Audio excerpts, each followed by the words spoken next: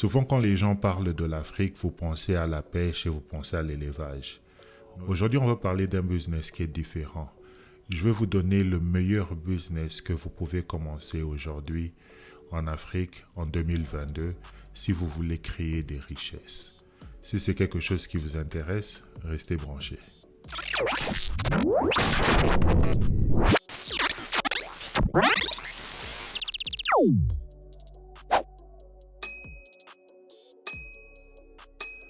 Alors salut tout le monde, bienvenue encore sur Son of Congo. Moi mon nom c'est Asher Manono. Je suis un Africain qui vit dans la diaspora, plus précisément dans la ville de Chicago. Vous savez que dans l'entrepreneuriat, il y a des gens qui disent que le skill qui est le plus important, c'est le skill de delegate. Et à partir de ce concept-là de delegate, de passer des responsabilités à quelqu'un d'autre pour optimiser vos opérations, vous allez voir que beaucoup de compagnies aux États-Unis font la même chose. Ces grandes compagnies, ce qu'elles font, vous allez voir qu'elles ont certaines responsabilités. Il y avait certaines tâches qu'ils étaient en train de faire à l'intérieur de l'entreprise et ils décident carrément d'envoyer ça à l'extérieur. Et quand ils l'envoient à l'extérieur, comme ça, souvent, ils l'envoient même dans d'autres pays. Vous allez voir ils vont l'envoyer en Chine, ils vont l'envoyer au Vietnam, ils vont l'envoyer en Indonésie. Et le fait de dédier certaines tâches à d'autres personnes comme ça, c'est ce qu'on appelle outsourcing. Et elles font ça pour différentes raisons. Vous pouvez vous dire peut-être qu'une raison, c'est l'argent, parce que ça coûte cher aussi pour les compagnies d'aller trouver du talent. Beaucoup de compagnies gaspillent ou bien dépensent beaucoup d'argent quand elles sont en train de chercher à faire des interviews, à chercher vous devez trouver le talent coûte cher. Ça coûte cher aux États-Unis, ça coûte cher à beaucoup de compagnies. Et pour cette raison, c'est facile de partir seulement chez quelqu'un d'autre qui a déjà ce talent, payer cette personne et cette personne va faire tout ce que vous voulez qu'elle fasse pour vous. Donc c'est un peu pour ça que beaucoup d'entrepreneurs partent à l'extérieur de leur entreprise pour chercher des talents. Donc vous avez aussi des histoires comme le temps. Quand je vous ai dit dans un autre épisode que le temps, c'est quelque chose qui coûte beaucoup. Ça veut dire que quand vous avez un peu de temps en tant qu'entrepreneur, vous devez maximiser ce temps-là. Vous devez vous focaliser sur les histoires que vous êtes fort et laisser peut-être des histoires qui ne sont pas importantes à d'autres personnes que ces gens puissent faire ça pour vous. Et c'est des fois pour ça que les compagnies sortent et cherchent une main extérieure pour venir les aider avec leurs opérations. Parce qu'eux, ils ont envie de se focaliser sur quelque chose d'autre. Donc, le fait que le coût de vie soit moins élevé dans des pays comme la Chine, des pays comme le Vietnam, ça les bénéficie quand même. Vous voyez que beaucoup de business qui viennent des États-Unis se commencent à venir dans leur pays. Donc ça, c'est un point qui est quand même fort. Et même pour les Africains, beaucoup de business commencent même à venir en Afrique. Et c'est même pour ça que les gens appellent même l'Afrique de New China. Parce qu'il y a beaucoup de business qui sont maintenant en Chine. Parce que si vous regardez la Chine et comment elle est en train de se développer, à un niveau, ils devront commencer à payer leurs employés plus d'argent. Ils ne pourront pas toujours continuer à garder les salaires à un prix faible. Donc, ils seront obligés d'augmenter leur salaire. Et ça, c'est une opportunité pour l'Afrique. Parce que l'Afrique, maintenant, les salaires sont encore faibles. Tout ce que nous avons besoin de faire en Afrique, c'est d'apprendre la technologie, apprendre le skills. Comme ça, vous serez aussi en mesure de prendre certains marchés quand on veut faire des constructions de warehouse pour rassembler les téléphones ou bien pour rassembler les voitures. Vous aussi, vous serez en mesure de prendre ces business en Afrique parce que le SMIC est encore faible. Mais à un niveau, ça va commencer à s'élever, mais on a encore du temps. Mais la Chine, par contre, le salaire commence déjà à s'élever. Et les gens qui ne sont pas bien payés, vous voyez que ça crée déjà des tensions internes. Donc, ils vont finir par augmenter leur salaire, ce qui crée beaucoup d'opportunités pour des pays africains. Donc, ça, c'était seulement une parenthèse. Et peut-être vous allez vous poser la question de savoir comment ces compagnies américaines font pour envoyer ces jobs là-bas en Europe ou bien en Asie. Et ce qu'elles font, les compagnies, ils font des appels d'offres. Il y a des compagnies qui se trouvent dans ces pays qui sont en train de postuler pour ça. Ça veut dire que vous demandez, par exemple, si je suis une compagnie américaine et je suis en train de construire des computers, je demande aux gens, je dis, qui peut me construire un computer à tel montant? Peut-être disons que ça va me coûter $500 pour construire ce computer aux États-Unis. Je demande maintenant à toutes les gens, je fais un appel d'offres, je demande à tout le monde, tous les autres pays, toutes les autres compagnies du monde, je dis qui peut me faire ce computer à la même qualité, ou bien presque la même qualité, à quelque chose comme $200. Et c'est là que vous allez voir que les pays qui ont ce skill vont maintenant postuler pour cette opportunité. Et si vous gagnez le marché, c'est là maintenant que vous commencez à être un fournisseur pour les États-Unis. Donc ça, ce groupe de compagnies qui gagnent le marché, c'est eux qu'on appelle le outsourcing company, la compagnie de sous-traitance. Eux, ce qu'ils vont faire, ils vont négocier avec les compagnies américaines. Ils vont dire que, OK, on peut vous faire ça, ça va vous coûter moins cher. Et ici, nous, on va payer nos employés à ce niveau ici et on va faire ça. Donc, vous faites un contrat et vous avez des conditions et vous déterminez c'est quel point. Parce que ces compagnies, souvent, quand vous parlez de la sous-traitance, il y a beaucoup de gens qui n'aiment pas aussi la sous-traitance parce qu'il y a aussi des difficultés. Il y a des difficultés de communication, il y a des difficultés avec la réputation de la compagnie. Disons par exemple que vous avez sous-traité des opérations, comme ce qui s'était fait aux États-Unis, et vous avez vu maintenant que la compagnie fait peut-être un dégât d'environnement, où il y a de l'huile qui se disperse dans l'océan. Des histoires comme ça, si vous avez sous-traité ces opérations, c'est la réputation aussi de votre compagnie. Donc, en tant qu'Américain, en tant que compagnie américaine, même quand vous êtes en train de sous-traiter, vous devez être en mesure d'identifier la bonne personne, le meilleur vendeur qui peut faire les opérations, parce qu'il y a un risque dans tout ça. Et ce qui est intéressant est que quand vous êtes en Afrique, la plupart des Africains comprennent ce concept de sous-traitance. Par exemple, en République démocratique du Congo, la plupart des Congolais n'ont pas de boulot, ils n'ont pas de job où ils doivent partir, tu clock in à telle heure et puis tu clock out à telle heure. C'est-à-dire que la plupart de ces gens vivent de ce qu'on appelle les COP. Les COP, ça veut dire que vous êtes en train de vivre seulement des petites transactions. Bon, ce n'est pas des petites transactions, mais ça peut être une petite transaction ou bien une grande transaction. Ça veut dire que dans la loi de l'économie, vous avez toujours la supply et la demande. D'un côté, vous avez des Congolais qui cherchent des produits et des services. Et de l'autre côté, vous avez des Congolais qui peuvent rendre ce produit ou bien créer ce produit ou bien rendre ce service. Et les Congolais qui font les COP, eux, ils se placent maintenant au milieu. Eux, ce qu'ils font maintenant, ils sont en train de relier la personne qui cherche à la personne qui est prête à donner. Et à la fin de ça, eux, ils ont maintenant leur commission et c'est ça leur COP. Quand vous avez un COP comme ça, vous gagnez votre commission, vous partez et chacun part de son côté. Donc le Congolais comprend déjà le concept de la sous-traitance. Le Congolais comprend déjà le concept du outsourcing. Mais ce qui est bizarre, vous allez voir qu'en Afrique, beaucoup de gens, ils se contentent seulement de cette petite commission. Aujourd'hui, quand je vous le disais que je vais vous donner une idée, l'une des idées de business pour 2022, qui va faire de vous la personne la plus riche, au fait, cette idée, c'est pour vous de commencer votre propre cabinet de consulting. Le consulting, c'est l'idée qui va vous rendre riche en Afrique.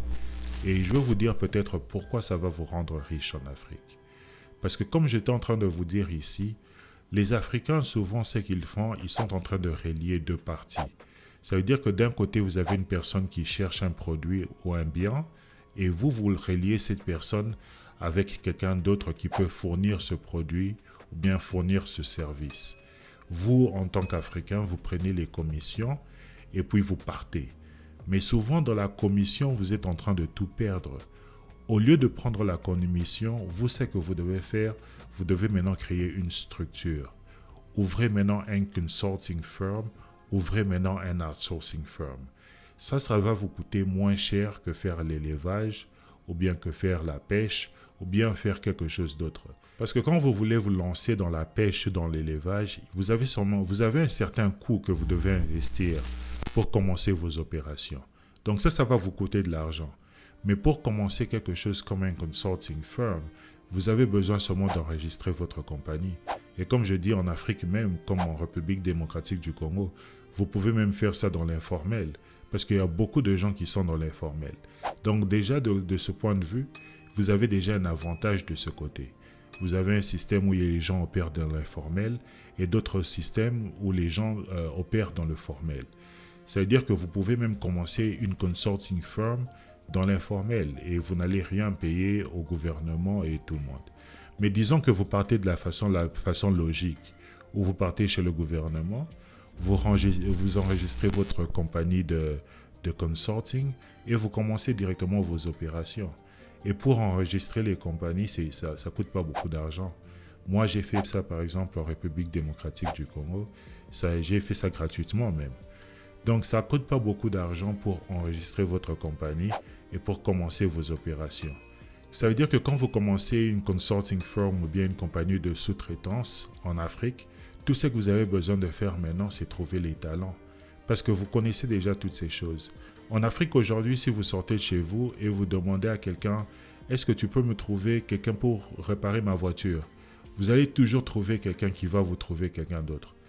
Et c'est comme ça pour tout. Est-ce que je peux trouver quelqu'un, tu peux me trouver quelqu'un qui peut acheter cette voiture? Vous allez voir qu'il y aura un commissionnaire qui va venir et il y aura un client qui va venir. Mais toutes ces personnes ne pensent pas qu'ils peuvent créer des compagnies. Ils peuvent créer des plateformes. Moi, par exemple, je vais vous donner l'exemple de mon application. Mon application que moi, j'avais créée. Donc ici, c'est de ça que je parle. On est en train de parler de la sous-traitance. Donc moi, j'avais un projet que j'avais aux États-Unis et j'ai sous-traité ces projets à un Indien, quelqu'un qui est en Inde. Je ne connais pas cette personne, mais j'ai rencontré cette personne à travers une plateforme. Et c'est la même chose que les Africains doivent commencer à faire. Que ça soit en ligne, que vous décidez de ouvrir un business en ligne, ou bien que vous décidez de le faire physiquement, ouvrir une boîte de consulting, c'est ça qui va vous permettre de créer beaucoup de richesses. Parce que vous serez non seulement en mesure de prendre des business en ligne, mais vous pouvez aussi prendre des business localement dans votre marché. Quand moi j'ai décidé de créer mon application aux États-Unis, je cherchais aussi des développeurs aux États-Unis. Mais trouver des développeurs aux États-Unis, ça coûte cher, c'est beaucoup d'argent. Et j'ai cherché, j'ai trouvé des plateformes qui permettaient que je puisse être en connexion avec des développeurs qui se trouvent à l'extérieur des États-Unis. L'une des plateformes que j'ai utilisées, c'est quelque chose qu'on appelle Upwork. J'ai aussi utilisé une autre plateforme qui s'appelle Fiverr. Et ce qui est intéressant dans ces deux plateformes même est que je me disais toujours que si je suis en mesure de construire ou bien de trouver des jeunes Africains, des jeunes Congolais qui sont forts dans la technologie, je serai en mesure de réunir tous ces gens, ouvrir ma boîte de consulting et offrir nos services sur des plateformes comme Upwork, comme Fiverr et recevoir des clients qui viennent de partout dans le monde. Parce que c'est comme ça que ça marche. La personne que moi j'ai utilisée, le développeur que j'ai utilisé, il vient de l'Inde. Et c'est pas parce qu'il vient de l'Inde que je l'ai choisi. Je pouvais choisir quelqu'un partout dans le monde. Mais vous regardez par rapport au travail que vous voulez faire, vous regardez votre budget, vous regardez où ça va vous coûter moins cher pour faire des opérations. Et s'il y avait des opportunités comme ça, s'il y avait des autres développeurs qui se trouvaient en Afrique, ça allait être une opportunité pour nous aussi d'emmener ce business en Afrique. Mais malheureusement, quand je cherchais à créer mon application, j'ai cherché même la République démocratique du Congo et j'ai vu qu'il n'y a aucun développeur en République démocratique du Congo qui était dans ces plateformes qui rendaient des services où il peut construire des applications. Donc ça, c'est un business qui est vraiment rentable. C'est un business qui va vous permettre à créer des richesses. Si aujourd'hui, vous vous demandez en 2022 quel genre de business vous devez faire, moi, je vais vous dire de vous lancer dans le outsourcing, de vous lancer dans le consulting. Tout ce que vous avez besoin de faire, c'est aller chercher les talents. Si vous-même, vous n'avez pas ce talent, allez chercher les talents, mettez ces talents ensemble, faites-les signer des contrats parce que vous devez vous protéger et protéger votre entreprise. Vos clients de l'extérieur, ils ne peuvent pas seulement partir directement et parler avec vos talents. Donc, vous devez avoir des contrats en place qui ne les permettent pas de venir chercher vos contracteurs sans passer par vous. Prendre la commission et puis partir, vous n'allez pas créer des richesses comme ça en Afrique. Ce que vous devez faire, c'est créer des structures. Et quand vous avez cette structure-là, où il y a des gens qui peuvent venir pour puiser du talent, que ce soit physique ou bien que ce soit en ligne, c'est ça le meilleur business que vous pouvez faire pour créer des richesses en Afrique. Donc si vous êtes en Afrique et vous vous demandez concrètement comment ça va se faire, comment ça va se faire que moi je suis seulement un commissionnaire maintenant et que je devienne maintenant, que je puisse ouvrir mon agence de consulting. Moi ce que je vais vous dire est que commencez petit. Vous connaissez quelqu'un peut-être qui est fort en technologie. C'est sûr que vous connaissez quelqu'un qui est fort en marketing. C'est sûr que vous connaissez peut-être un menuisier au coin. Vous connaissez quelqu'un qui a un garage. Ces gens-là représentent une ressource pour vous. Ce sont des ressources que vous avez autour de vous. Tout ce que vous avez besoin de faire dans ce cas, c'est de réunir tous ces gens et les mettre eux tous dans une compagnie. Et ces gens-là, quand ils entrent dans votre compagnie, c'est votre compagnie maintenant de consulting et c'est votre compagnie de outsourcing. Vous, ce que vous allez faire maintenant en tant que chef d'entreprise, vous avez quelqu'un qui est fort dans le marketing. Vous allez dire à cette personne-là, pars dans la ville et trouve-nous des marchés. C'est-à-dire que cette personne peut partir dans l'alimentation du coin et la personne de l'alimentation du coin va dire que, ok, on cherche à faire un petit banc comme ça pour vendre dessus. Toi maintenant tu dis, ok, nous on peut te faire ça à ce montant ici. Disons peut-être ça va coûter $10. Eux, ils refusent de faire ça eux-mêmes parce que peut-être ça va les coûter $20 pour le faire. Vous approchez ces gens et vous les dites que ça va me coûter peut-être $10. Et vous prenez ces $10, toi tu payes tous tes gens, vous êtes déjà entendu comment vous allez vous payer, tu les payes et toi tu gardes ton profit. Mais tu fais ça maintenant dans une structure. C'est pas seulement que tu as eu la commission et tu es parti. La commission ici dans ce cas, c'est tu prends le cop ici de construire le banc, tu donnes ça à ton ami qui est menuisier, ton ami te donne la commission et puis tu pars. Donc là maintenant tu vas laisser ton ami qui est menuisier et tu l'as mis en connexion avec un client. Toi tu as pris ta commission et tu es parti. Mais tu as perdu dans tout ça parce que lui il aura toujours cette communication. Ça veut dire que quand il y a des business dans l'avenir, il aura toujours cette connexion avec le client. Si tu n'étais pas seulement contenté de ta petite commission, tu allais peut-être créer une structure qui allait te permettre de gérer cette relation pendant plusieurs années. Ça veut dire que chaque fois que cette personne aura besoin des meubles, il allait venir chez vous et il allait toujours commencer à te payer et toi tu allais commencer à utiliser ton ami. Donc toi, au lieu d'être seulement un middleman et que tu sois là seulement pour une fois, crée maintenant une structure qui va te permettre de rester là pendant plusieurs années. Et c'est comme ça que tu vas commencer à créer de l'argent.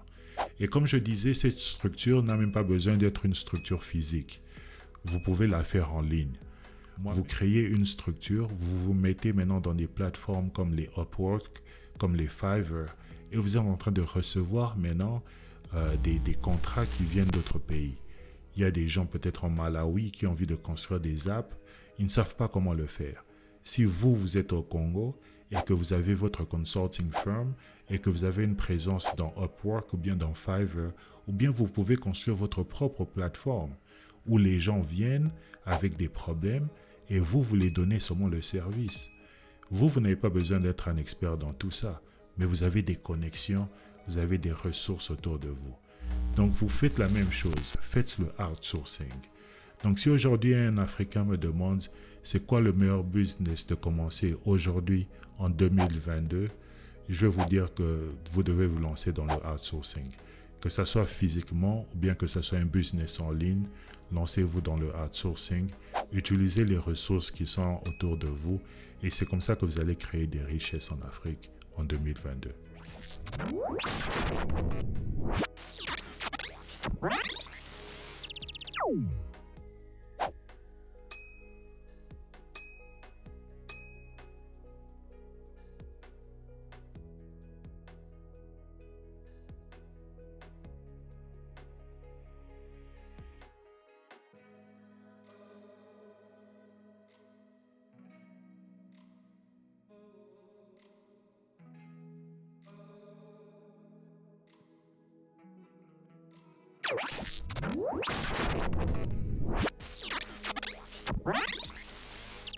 Wow.